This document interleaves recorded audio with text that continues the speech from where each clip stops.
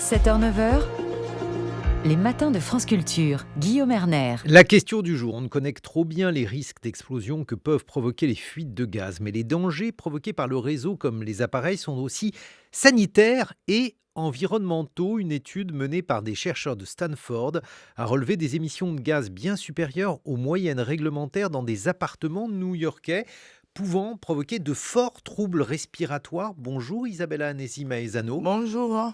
Vous êtes professeure d'épidémiologie environnementale, directrice de recherche à l'INSERM. Alors cette étude de Stanford, elle révèle que les appareils à gaz, les gazinières, les chauffe-eau libèrent des gaz qui peuvent être toxiques. Quels sont les gaz concernés ?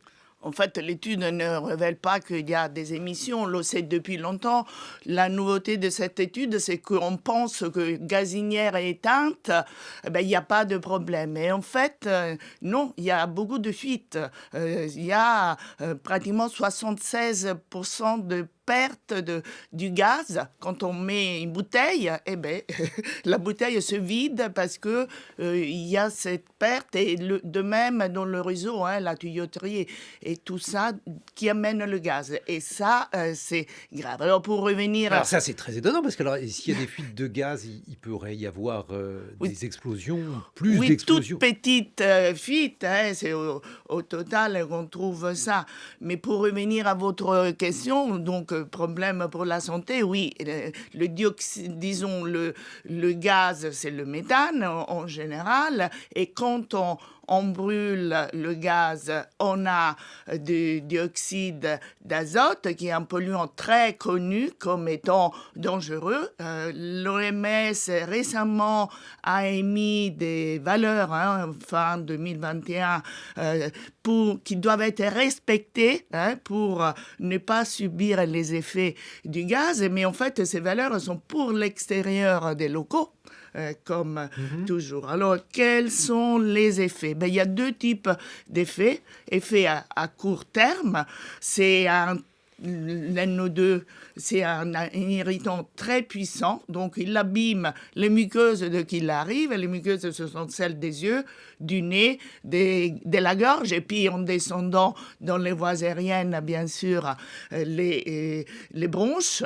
Et c'est pour ça que, par exemple, les asthmatiques, quand il y a beaucoup d'NO2, peuvent déclencher, ils respirent mal. Déjà, il y a des symptômes, et puis ils peuvent déclencher même une crise d'asthme. Ce qui est moins connu, c'est qu'il y a des effets à long terme. Donc, être exposé tout le temps à ces petites fuites à l'intérieur et puis à l'extérieur, bien sûr, c'est à l'origine des mêmes phénomènes dont j'ai parlé, mais de façon chronique. Donc, par exemple, un poumon qui est trop sollicité par NO2, il va avoir une fonction plus basse. Alors, la fonction pulmonaire, c'est un concept peut-être un peu difficile, mais on a besoin d'air dans le poumon pour respirer.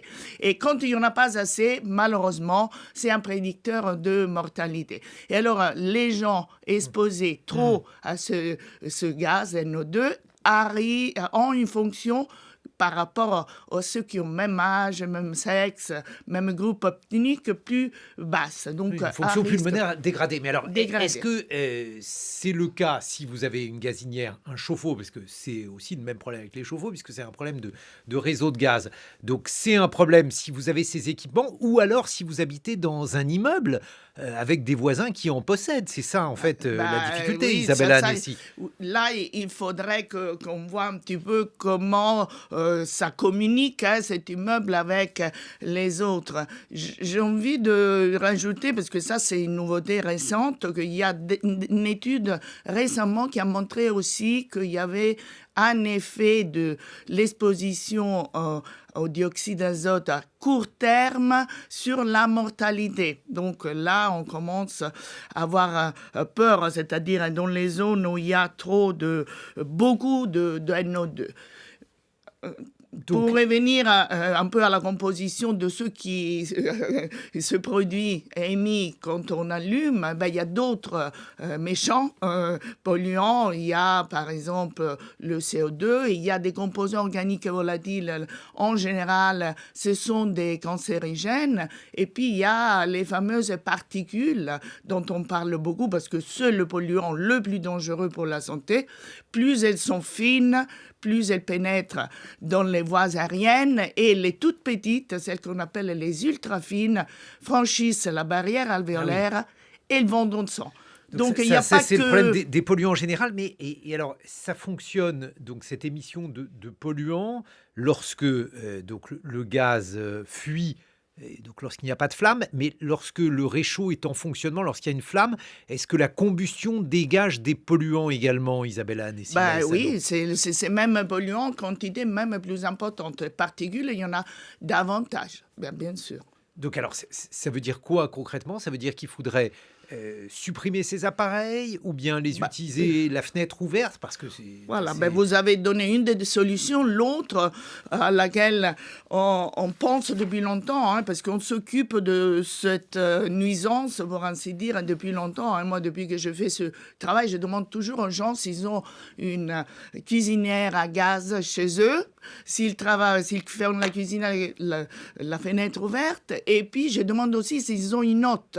Et la hotte fait, surtout quand elle marche, la différence.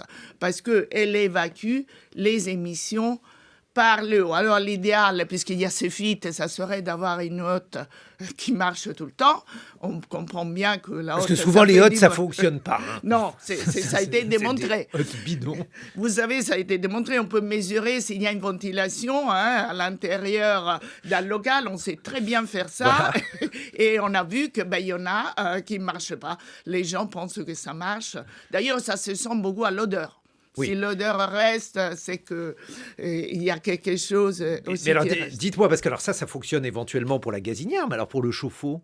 Eh bien, non, il faut ouvrir la fenêtre et l'idéal, ça serait de l'éteindre mais cela dit, il y a toujours ces fuites. S'il y a les fuites de gaz, mais c'est pas la peine surtout de que ces fuites, c'est inquiétant. C'est ça, une des données importantes, je peux bien dire qu'il y a 76% de pertes. Eh bien, c'est énorme. Hein. On savait qu'il y avait des fuites. Et c'est la valeur ajoutée de cette étude, hein, parce que c'est la première qui a fait ce calcul. Merci beaucoup Isabella Annessi Maezano. Je rappelle que vous êtes professeure d'épidémiologie environnementale et directrice de recherche à l'INSERM.